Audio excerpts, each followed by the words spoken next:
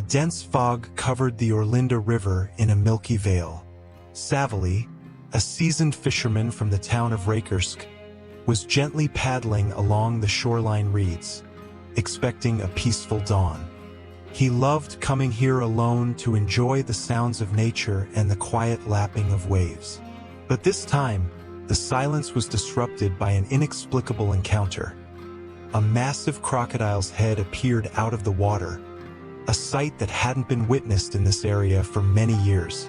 The huge reptile watched the human intently, as if beckoning him to follow. Overcoming his confusion, Savily started the motor and cautiously moved behind it.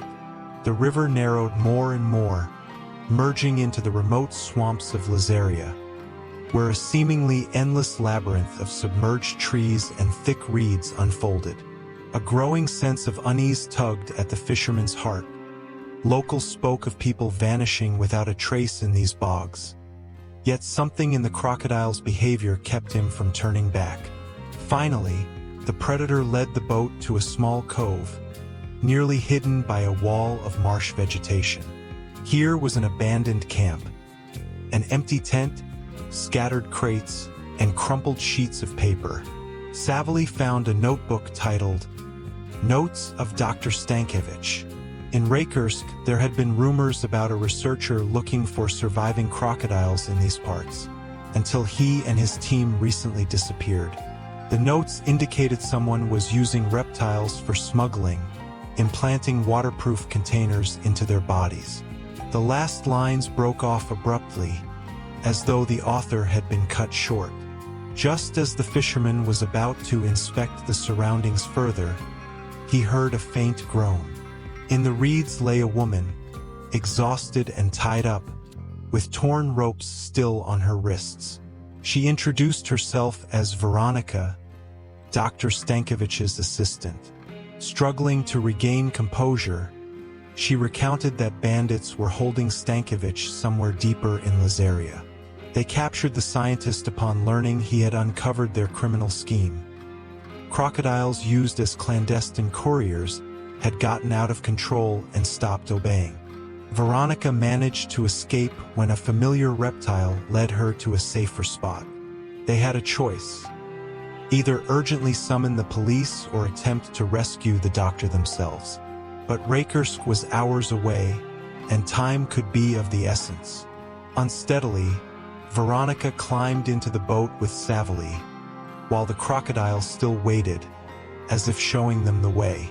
Navigating through the swamp's narrow waterways to a small clearing, they saw a camp.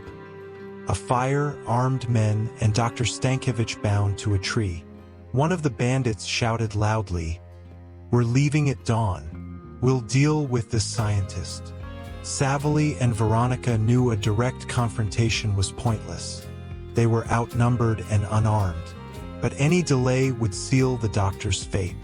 Deciding to distract the bandits, Veronica threw a stone into the thicket. The sound of breaking branches drew two men away from the fire. Savily crept over to Stankiewicz and quickly cut his ropes. The scientist was weak and injured, yet with help he managed to stand. Unfortunately, one of the bandits noticed the activity. A shot rang out. At that moment, the water churned. A crocodile, the one that had led them here, leaped onto the shore and attacked the gunman, taking him by surprise. The man dropped his weapon. Two more reptiles emerged from the swamp, presumably the same ones subjected to the cruel container experiments.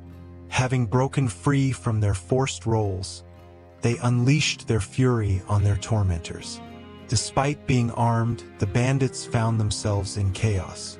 Gunfire resounded among the vegetation, but they had no time to aim properly.